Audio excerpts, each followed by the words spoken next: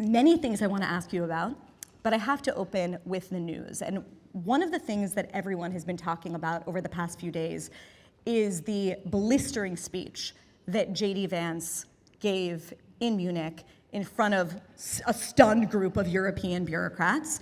And I want to read just one line back to you. Okay, here's what he said.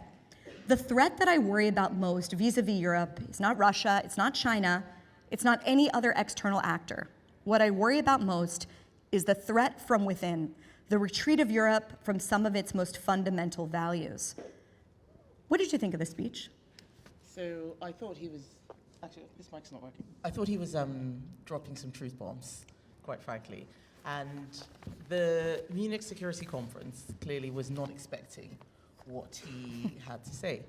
And I found it fascinating that the chair of the conference burst into tears at the end of it and needed a hug. That was crazy. Because of how tough JD's speech had been. And this is what I was talking about when I gave my speech this morning. That it's not liberal values that are the problem, it's weakness. And that's what JD is trying to tell that conference too, that we need to get tougher. And I think that what is happening is this belief that tolerance is the core fundamental European value, to the extent that we are tolerating things that are actually destroying everything else. It's just this extreme view of tolerance, and it is undermining our security. And I think it's quite right that sometimes those conferences where it's just the status quo that's discussed become a reality check. What are some of the things that Europe, and specifically the UK, have tolerated that you think are no longer going to be tolerated in our new political moment?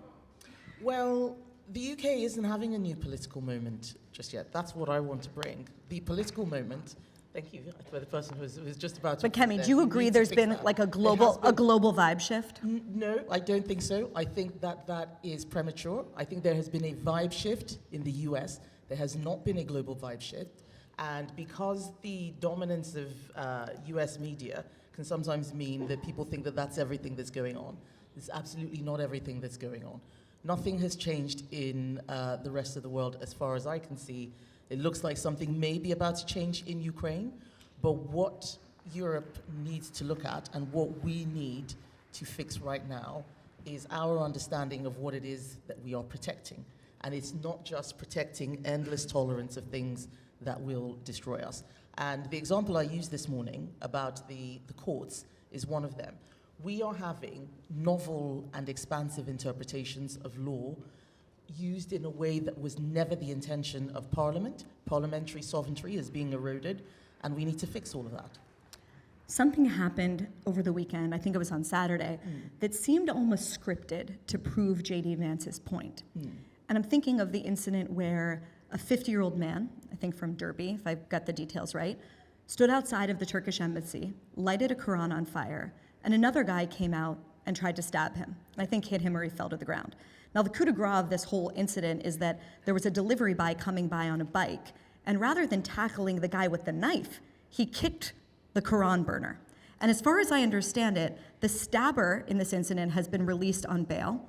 He's being charged, but he's been released on bail. And the book burner has been charged with religiously aggravated public order offense.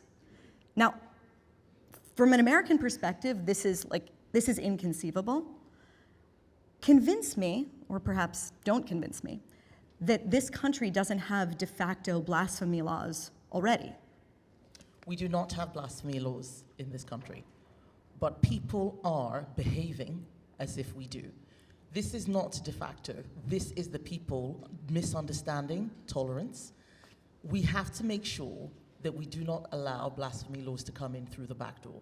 And what is really worrying was that when the Prime Minister was asked by a Labour MP about bringing in blasphemy laws to stop people from being disrespectful to Islam, he could not say clearly that that was something that he would not do. That worries me. And we see many attempts to bring in effective blasphemy laws through the back door. One of them is about creating a formal definition of Islamophobia. When we were in government, we rejected this multiple times. We wanted to talk about anti-Muslim hatred, so that we could be clear that it's hatred against people that we will not stand for, not hatred against ideas or religion. Freedom of religion also includes a freedom to not like or to criticize religion.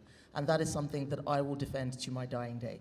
I grew up in a place where we did not have this.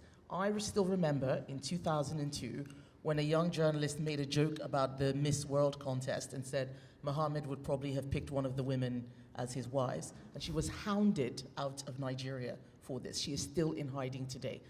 That is where these sorts of things lead us. That is where having a special space for criticism of religion removed will take us, and we have to do everything we can to stop that.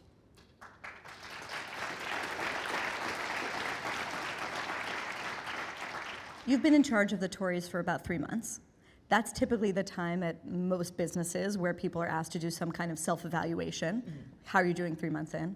How are you doing 3 months in? How do you rate your performance so far? So we have been, well, I say we because it's a group project, it's not just about me, but I have been the leader for 107 days now. And the journey we have ahead of us is still quite long. We suffered a historic defeat. I thought 1997 would be the worst defeat the Conservative Party would ever had. We did much worse than that. And the challenge is trickier because we have a new party on the right that says it is the party for real conservatives, and we need to deal with that. My first task right now is to make sure that my party is united.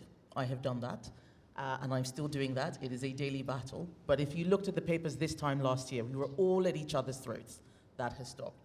But the second task is much harder, and that is rebuilding trust with the public. And it's like breaking up with someone, and so, so someone's just broken up with you, and you were coming back 8 months later and say, do you want to try again? Do you want to try again? And they really will not be interested.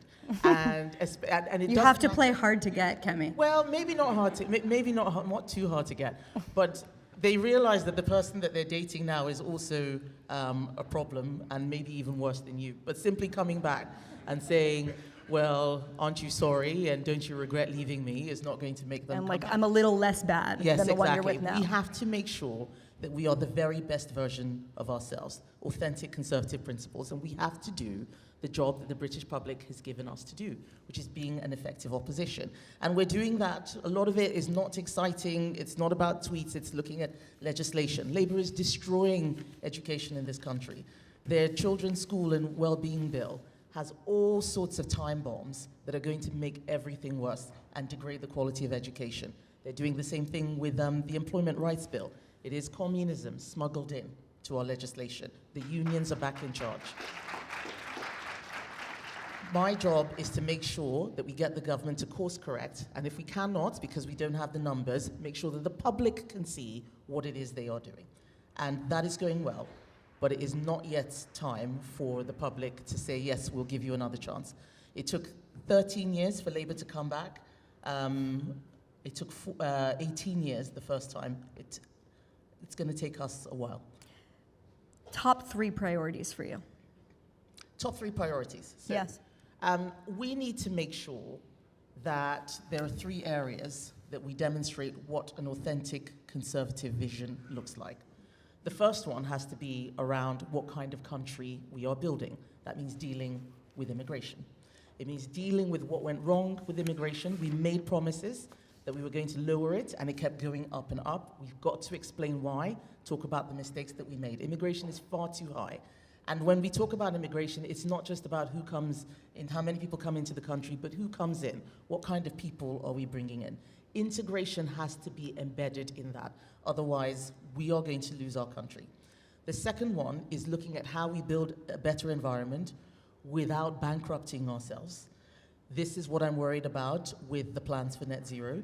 I'm not a climate change skeptic. I'm a net zero skeptic, and I can tell you that many of the things we are doing were announcements, not plans. We've got to stop making announcements without knowing how we're going to deliver them, or we will bankrupt our country. And the third one is about how we create genuine growth, not just GDP growth, but growth that people can feel, people can see, reducing the cost of living, increasing the disposable income that a lot of people have, creating wealth and prosperity. And that is the thing that will help us deal with everything from law and order to defense. We cannot pay for the defense we need in our country right now. In the Cold War, when we were not even fighting, we were spending about 4%. Now we're just about managing 2%. When I was in the cabinet, I talked about us spending 3% by 2030. We could not make the numbers work. We have a gigantic welfare state. We're spending our money on welfare on people who don't want to go out to work instead of protecting our country. That requires a strong economy, and that means not chasing away the entrepreneurs and the productive side of the society, whether it's young people who are all going off to America or Dubai, or wealthy people who are finding better places to invest. We need to make sure that we can fix that on tax and on the regulation to ensure that we get the very best and brightest investment in our country. One of the things that where there was probably the greatest chasm between where ordinary Americans were and where both politicians on the center right and center left were was on immigration.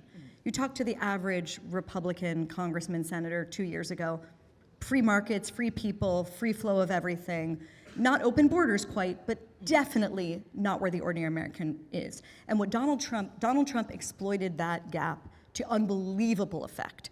It turned out that he was giving voice to where the vast majority of people in the country were. Not where I am, but the vast majority of people in the country. If you stood up and said in Parliament, zero immigration, none, do you think that would be a winning political message for you?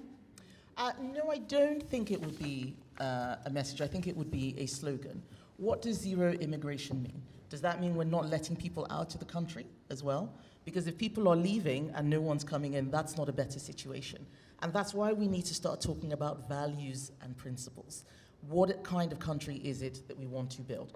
And the reason why there is so much skepticism about the good liberal values which we did have are because we were naive and allowed people to exploit them. You know, the last time we spoke, I'd just given a speech about how liberalism had been hacked. Why are people now so angry about immigration? It's not because we never wanted people to come to our country. I am testament to that. I'm obviously from an immigrant background. It is because nobody was paying attention to who and why people were coming in, looking at the quality, looking at the skills. And it's the same on trade. We allow ourselves to be exploited by countries that want to undermine what we have.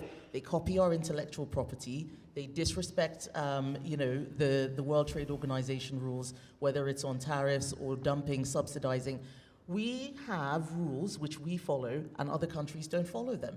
And if that's happening, then everything will break. The problem is not about the rules. The problem is about the strength to police and enforce. That is why I am now talking about weakness. If you're too weak to enforce your laws, if you're too weak to defend yourself, if you're too weak to speak up when things are going wrong, then everything that built the prosperity of the West will be destroyed. But it's also a cultural problem. Mm-hmm. I mean, I met such a sweet Israeli photographer the other night. He's been here for 6 years. He's from one of the southern kibbutzim in Israel. And he said to me, I don't tell anyone I'm Israeli. I'm scared to tell people here that I am Jewish and Israeli. What do you do about that? I mean, that is already the reality for many, many Jews and Zionists that I speak to in this country. They have already sort of receded from public life because of the open anti-Semitism here. It's worse than that. They're not just receding from public life, they're leaving. I've met many Jewish people who've decided that they feel safer in Israel, even though it's at war, or was, than they do here. And what we need to demonstrate is moral courage.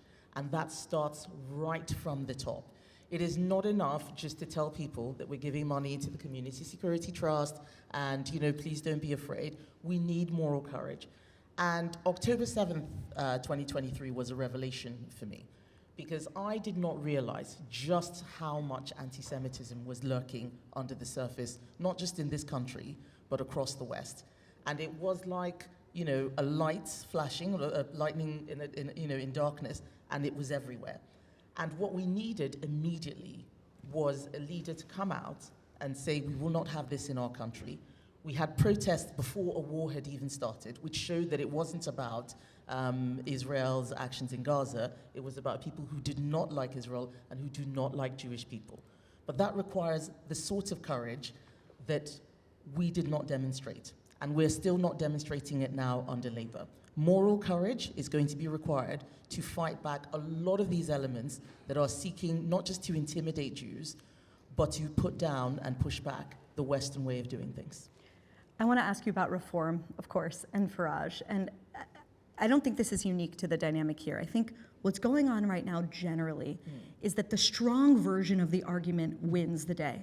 And the nuanced, more complex, maybe more intellectual version of it seems to be a loser. Now, whether that's because we live on the internet and strong things go viral, I'm not sure. But I think a lot of people look at the dynamic between you and where the Tories are and Farage and where reform is and say, they're basically saying something similar, but I'm going for the stronger horse. What do you say to that? So I would say that it is very easy to say something strongly when you've never done it before. It's very easy. Have you met anyone talking about childbirth who's never done it before? I'm just going to pop out these babies, I'll have 5 children and so on. If you haven't done it before, it's easy to just say things in black and white. It's easy to be binary. And the reason why I am more nuanced, even though there's a lot of what Nigel Farage says that I agree with, not everything, but it's because we tried and it didn't work. And the thing that worries me most is when I hear young people saying that we don't need politics, we don't need elections, we just need a dictator, we just need somebody strong. It worries me because that apathy with democracy is so destructive. But it comes when people make promises that they cannot deliver. The strong thing that you're talking about, in my view, is not really strong. It's actually weak. It's just telling people what they want to hear. You tell people what they want to hear without a plan, then you create the disillusionment. Then they start looking for dictators. We made some of those mistakes before. I'm not repeating those mistakes. We said we were going to leave the European Union. I voted leave. I was a civilian. I wasn't an MP. Got into Parliament and saw that there was no plan. We were working it out as we were going along. People got disillusioned. We ended up not getting the full opportunities of Brexit. Same thing with net zero. We're going to get to net zero by 2050. I stood up in Parliament that day and asked how, where is the plan? And I was waved away, dismissed, said the plans will come. And the plans came, they were terrible plans, they're not working, and they're making us poorer. We keep doing this over and over again. Say, we're going to do this, we're going to do that. We just need someone to say things strongly. Rhetoric is not delivery. Rhetoric is not results. That is why I am not going to be pushed around or run around, like some people are doing, like headless chickens, just reacting to every single thing. We need to have a proper plan. That takes time. Does that mean that we won't have anything to say for a couple of years? No. The moments will come, the situations will come where we will have policies early on. But what you can rely on with me is somebody who actually does the thinking and doesn't say stuff that she's not going to be able to do. That is the big difference between Conservatives and Reform.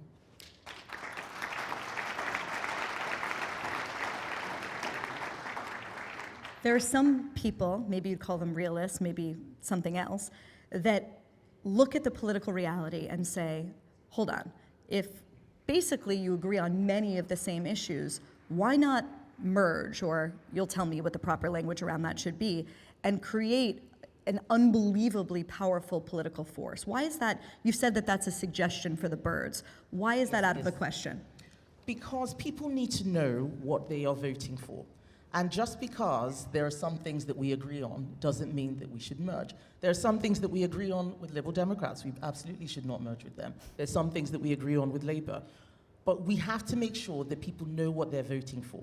Many of the problems which we have in our country have come from coalitions.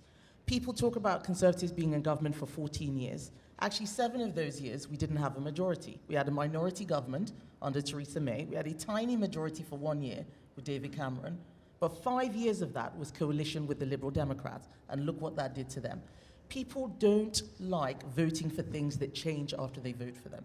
And also, there are many people who will vote Conservative, who are voting Conservative, who will never vote for reform. So there is an assumption that we are working on a simple spectrum of left to right. It's actually a lot more complex than that. It's 3D. People are left on some things, they're right on other things. What I am talking about right now is the common ground, the ground where most people are, where they know what the right thing is, but actually they're looking to be led, they're looking for the solutions. And talking about mergers and pacts shows that you're not really serious about delivering. All you care about is winning. This is another reason why we are in the mess that we're in, where we just think, how can we win? What do we need to do to win? Let's form a pact. Let's form a pact. Let's do this. Let's do that. What are we winning for? What are we going to do after we win? And if you're talking about pacts, all you care about is getting power, not what you're going to use it for or who you're using it for.